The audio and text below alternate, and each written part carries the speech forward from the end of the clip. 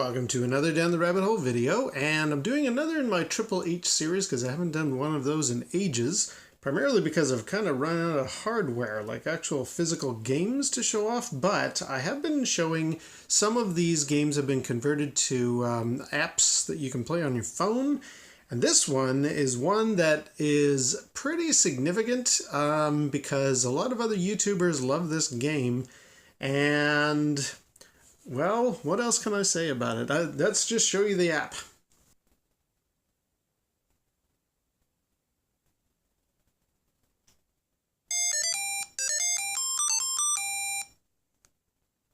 Yep, it's called Retrofox R7, and it's actually an iOS port of the Grandstand Firefox F7.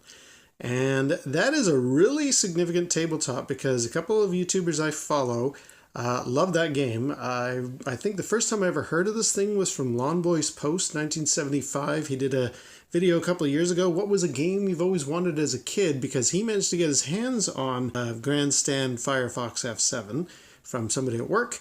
And also Vectrex Rowley has also done a video about it. I haven't seen them in North America here, either Canada or the United States, primarily, I guess, because it's bigger in Europe and the UK, so... But I've watched some gameplay. It looks like a really impressive game, so when I saw this app for like $1, I thought, yes, at least now I can play the Firefox F7, at least with this Retrofox R7. Now, let me just launch a game and I'll show you what the quote-unquote problem is.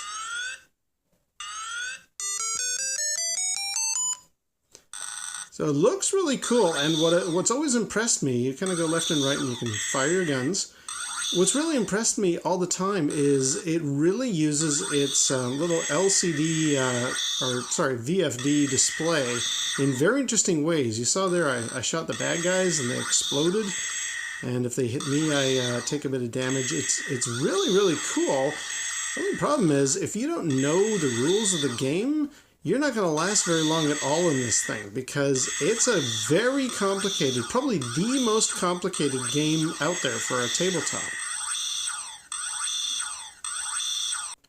So what I decided to do was to actually look up the manual on how to play this thing, because I kept dying very early in this Retrofox R7 gameplay, and I discovered, boy, am I not doing this game right. Again, a really ingenious use of the amount of little cutouts that are in the VFD display. Not only do they use it for like an asteroid level and these weird corridors that you're flying down, but they actually use the scoring system and the way that you follow your energy levels. Really ingenious amount of programming. I'll show you here what the main display looks like. Now, on the right-hand side is your fuel, and that is not only how many shots you can fire, but also it's sort of your shields.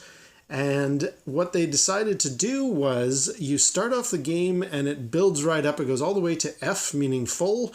And as it depletes, when it reaches the bottom of the screen, what they'll do is they'll then refresh the view so that you've got all the blocks on the right-hand side again. And now, instead of an F, it's a letter E to indicate you're getting close to being empty. That's the kind of thing that this game has really done well, or at least the original hardware and what they've replicated here with Retrofox. On the left are basically your score as to you want to shoot a bunch of bad guys and get them out of the way. And there's also numbers at the top which indicate your score, and I thought they were actually what level you're on, but that's not entirely true. So what I'm going to do is I'm going to play a game and try to describe to you each stage, what you're supposed to do, because much as I love what Lawn Boys Post and Vectrex Rowley were showing, they didn't really explain the game too clearly to me, and when I downloaded this app, I had no idea what I was up to. So let's launch a game. I'll try my best to hold my device as still as possible because I'm going to be doing a lot of this, and the camera may shake. I'm trying to do this very close up to the camera so you can get all the details. The original Firefox display, because it's an old VFD, It's hard to focus on. Most people trying to capture footage of that thing just don't have much success. This is at least a nice clean interface. You can make out all the details. But because I'm going to be doing this a lot, the camera or the device might shake. So apologies for that. I'll try my best to keep it still. One very minor thing, in the original machine, you had a joystick for moving left, right, and also up and down. You could push forward to kind of speed up briefly or pull back to slow down briefly. This app doesn't have that. It's strictly side to side. And the fire button. So let's give this a whirl. So the first level, all I want to do is, there's my fuel. I want to avoid these pillars. These are waves of radiation, apparently. And I can shoot the bad guys if I want, but they're not really firing back at me. It's more important that I avoid getting hit by those waves, those lines that are on the extreme left and right. I do like the explosion effect. That's really well done. You'll notice I'm not really hitting them too many times. That's because, you see that little blue and pink kind of an indicator? That's the stratosphere, I think they call it. You can only hit the bad guys if they're in that line. If they're below that, you're going to miss. Like, I can shoot down here, and I'm not hitting any of those guys in the foreground. Similarly, I can't hit any of those guys in the distance either. They have to be right on par with that line there. So that was something that I discovered reading the manual. Also, I'm not moving too much to the far right or left, because if I do, my shields will take a hit if I coincide with the sort of pencil-like lines there. That's the end of level 1.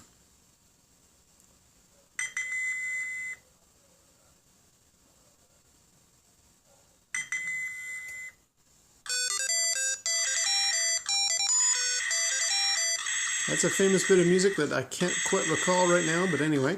These are the asteroid levels, so we're using the explosion display to sort of indicate rocks flying toward us, and we basically, oh darn it, we basically just want to avoid them. If you can hit the bad guys, awesome. Again, they have to be in line with that little indicator at the top of the fuel and the score. Boy, I'm really not doing well at all. And yeah, but I think when I saw this, it really indicated to me the sheer genius of the display. I mean, using all of those little sections that were used for explosions to now represent asteroids, very, very ingenious. I like that. Yeah, except for I'm getting hit a lot. Let's move out of the way. I don't really like, I'm going to talk about this more when I've finished my gameplay, but using a touchscreen for this, very difficult.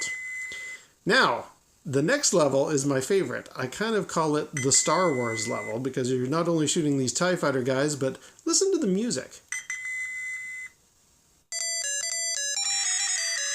Yeah, straight out of Star Wars.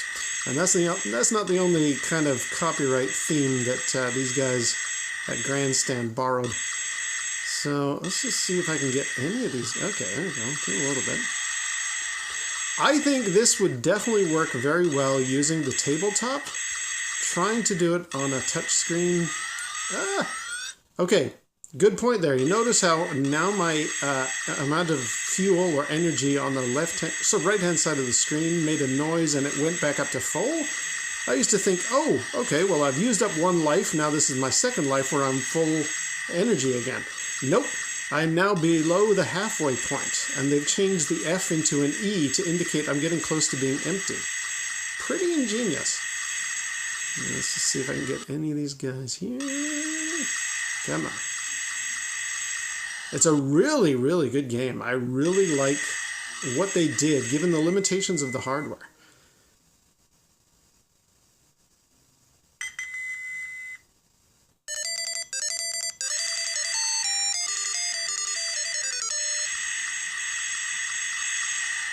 Now in this one, you're approaching the enemy base, which is what all that stuff is along the top of the screen, and he's launching as many fighters as he can at you. So once again, much like many times before, you want to shoot as many fighters as you can, but they can only be hit if they're in line with that thing along the right and left of the screen there, that little indicator. Again, I think they say in the manual that that's where the stratosphere is, and you can only get them in the stratosphere.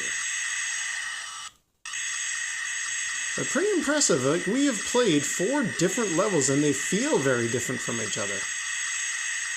Okay, come on. Let's see. I don't know if I'm going to make it here. I'm doing really badly with the energy levels. All right, let's just see. Oh yeah, I'm in big trouble now. There we go.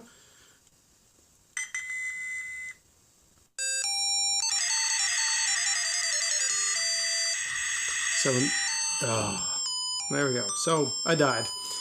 Let me give that one more try. I'll see how far I can get into the game here.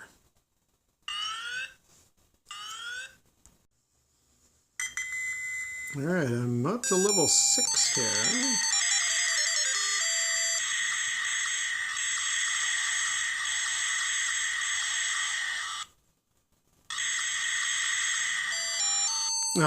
Again, died.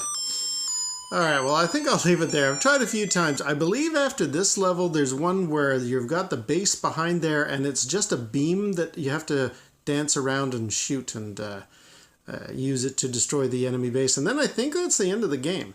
But yeah, it's a little bit challenging for me, and I must confess, this is hard to play with just a touchscreen. I would be so much happier if they would like patch it so that it worked with something like the iK Junior. I mean, I think this thing in here using a proper joystick would be a heck of a lot better. But it's been around for a few years. I'll put a link down below so that if you're interested in getting at least your own version of Grandstand's Firefox in a form factor that you can play without paying major money for it and having to hook up batteries and plug it into the wall, whatever you need to do. If you want to just try out Firefox in an easy format, get Retrofox R7. It's really, really good. Would have been nice with some kind of controller options or Bluetooth or something like that. And of course there's the limitation it doesn't go up and down. But outside of that, it's a great way to grasp the real ingenious design behind Firefox. Like, they just did a great job of reusing the same VFD panel. I know I keep saying that, but it really impresses me with like the asteroid level and all the different things that are going on in there. However, it is a game that requires the manual. If you just go in, flying down the tunnel and shooting at the TIE fighters, you're never going to survive very long. Anyway, so there is Retrofox R7 for Triple H. I haven't done one of these for a while, so I just thought I would. And until next time, we'll see you down the rabbit hole.